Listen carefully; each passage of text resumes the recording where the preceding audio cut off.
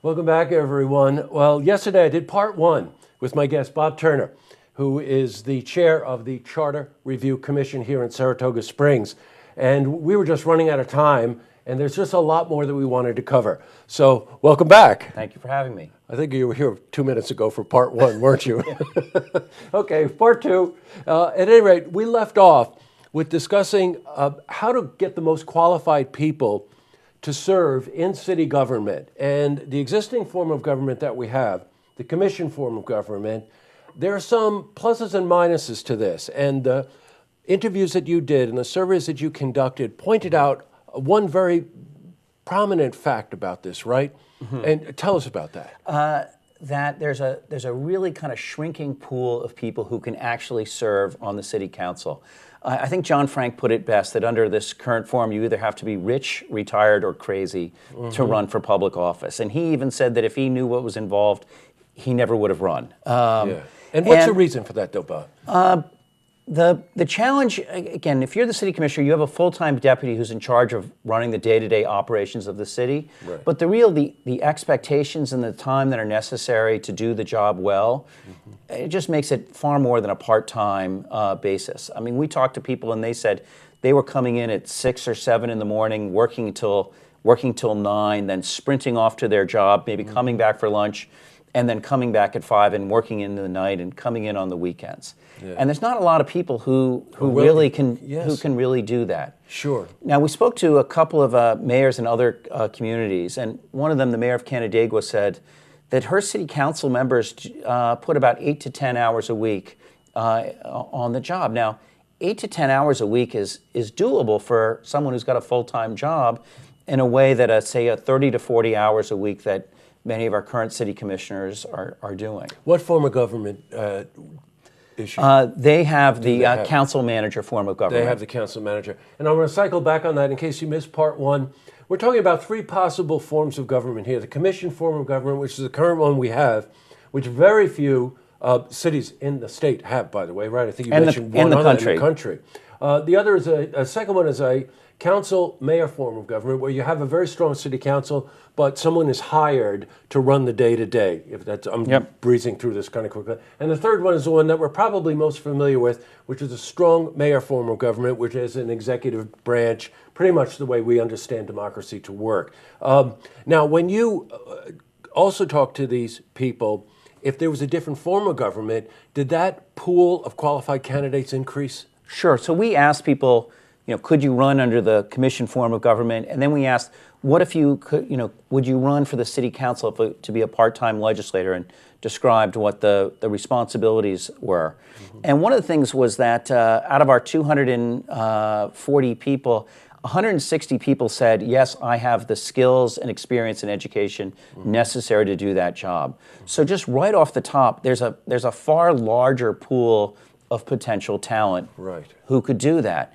Similarly, when we asked, do you have the time and interest? Again, that pool shrinks tremendously. And then when we asked, are you likely to run? Again, the number was about 50 to 60 people who said, yeah, I would be likely to run under that form of government.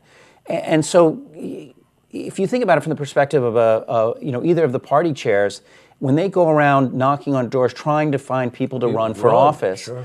There'd be a lot more people that they could tap, because who couldn't do 10 hours a week? Mm-hmm. That's very doable. And Saratogians, I mean, the thing that we've learned is they love the city, they're passionate about the city.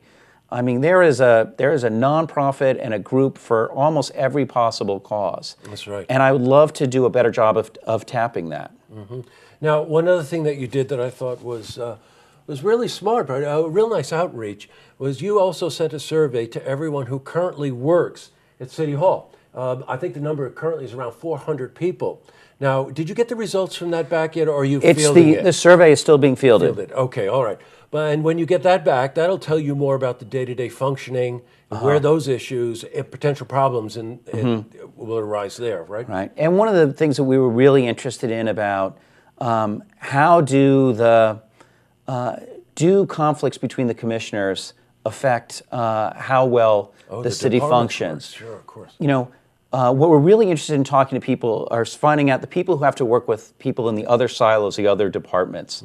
How well does that work? Is there a speed bump? Can they sort of cooperate well, or are there sort of systematic barriers to cooperation? Sure, and I also think on the Commission form of government too, you mentioned the word silo. I think that's a great word to use there, that each department is almost working independently of each other with their own needs and their own desires, their own agendas, and those usually have a clash when there's a budget issue or something like that. So then all of the people in those departments have more difficulty working together. Yeah, right? and I think, the other thing, when you sort of read about the challenges of running city government in the 21st century, in the past, city government was simpler, right? You plow the roads, you pick up the garbage, you pick up the leaves, you respond to fires and police incidents, and if you have a little something extra, you plant flowers and sell fishing licenses.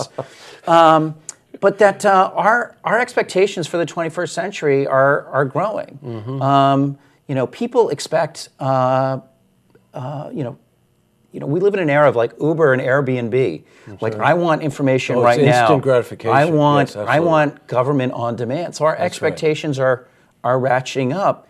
And so the thing that we're looking at is not, how did it work in the past, but is it going to be enough to deal with the future? And when we look forward, I mean, the amount of money that's going to be coming down from the federal government and the state government is shrinking up, and the infrastructure and other demands going forward are growing. Well, you know what? You can get involved in this. There's a meeting coming up on December 13th, and the public is invited to all these meetings, and if you haven't attended, I highly encourage you to do this. The committee is going to have to make the commission is going to have to make a recommendation on which form of government. So get your voices heard. Attend the meeting on December 13th, because not soon thereafter, you're going to have to make a recommendation. They'll probably have a special election in the springtime in order to get it all put in place for the general election next November. Nothing's more important than our government, our local government, the people involved in it, and how well it's working. In case you want to know why he's so passionate, he's a professor of political science at Skidmore for the last 17 years.